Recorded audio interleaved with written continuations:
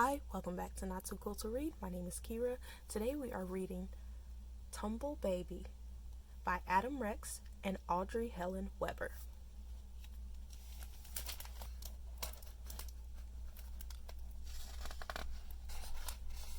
For Henry, the original Tumblebaby.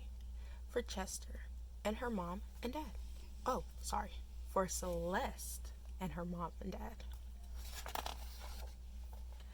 That first night, Mama tried to put Baby in a crib.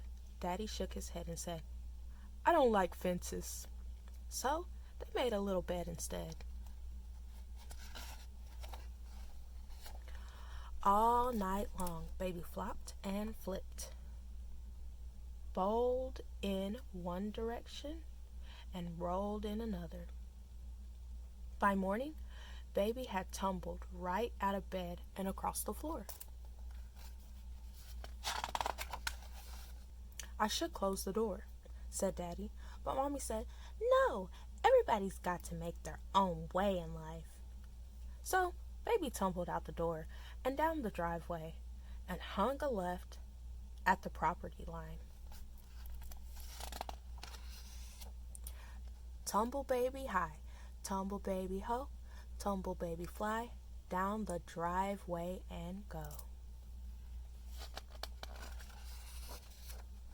Soon Tumblebaby came upon two dusty scoundrels who were walking along the side of the road.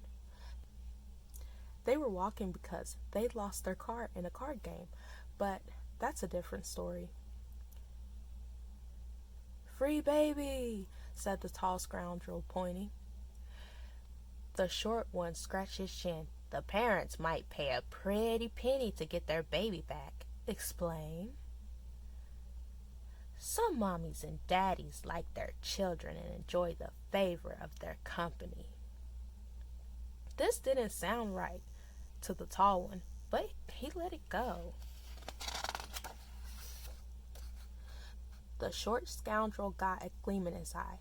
"We'll put this baby in a sack, and after we get their money, we switch that sack with a different one and give them a piglet instead. We could do it over and over again, wearing wigs and disguises."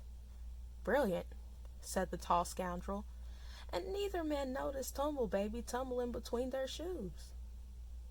The scoundrel stumbled and bumped and rolled over down the hill toward a puddle of mud.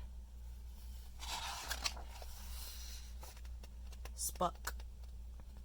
They fell in that mud puddle, and the two of them squealed like a couple of piglets, and Tumblebaby tumbled on. Tumblebaby, Fumblebaby, get 'em in a puddle, muddy in a muddle, in the middle of a puddle. Before long, Tumblebaby came upon a pair of coyotes who were walking along the side of the road. They were walking because this is what coyotes customarily do. "Free baby," said the small coyote, pointing. Snort. "Can't eat a tumbleweed. That's not tumbleweed. That there is a regular tumblebaby, and a coyote can eat a baby he finds on the ground, if his mom doesn't mind."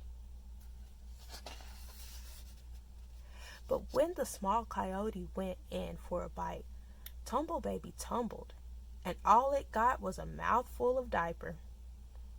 And when the big coyote pounced, Tumblebaby tumbled and gave him a booty in the eye, and tumbled again, and landed such a sock on that coyote's nose that he rolled over like a dog.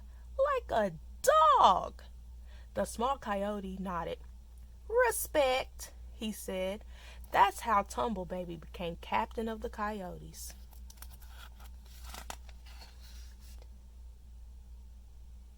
Tumblebaby, Rumblebaby, give a snout a whack, serving 'em humble pie, and you're the leader of the pack.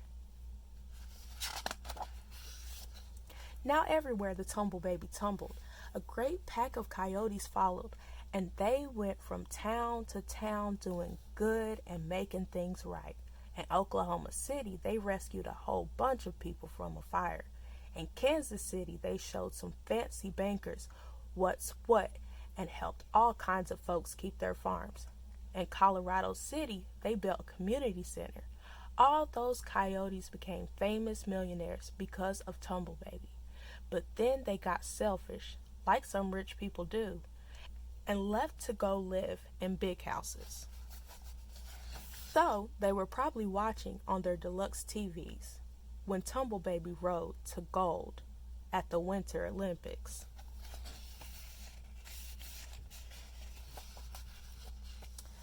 Let's go walking for a bit. We'll walk because it's a nice day for walking, and I want to show you something. Look.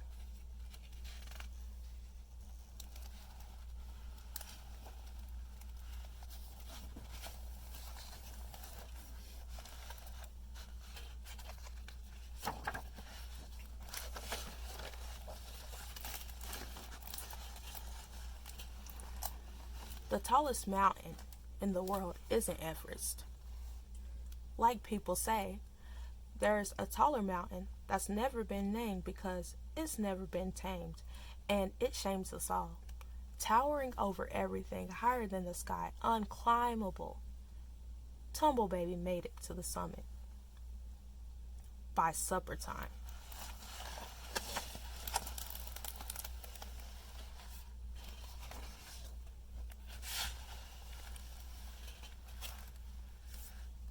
It was cold and lonely at the top of the world. The sun rolled quietly to bed. The clouds tumbled like babies below. The stars shone cold and lonely, lonely and cold.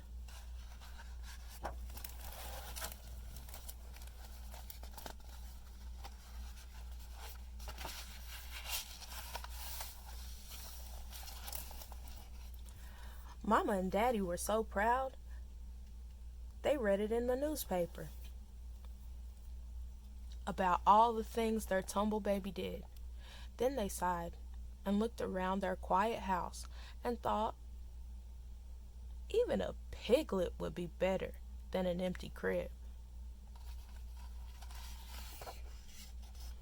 And that was when Tumblebaby tumbled back in through the open door, covered with stickers from various hotels and attractions. Farmers farm and people rebuild what's burned down. In a puddle, two scoundrels still sit, feeling sorry for the bad things they've done. Money comes and money goes, and most of those coyotes lost their fortune one way or another. Listen, any night from Kansas to California, you can hear their lonesome howls. They're crying for their long-lost Tumblebaby. And that baby, that was you. That Tumblebaby was you. Only you don't remember. People always forget the things they did when they were babies.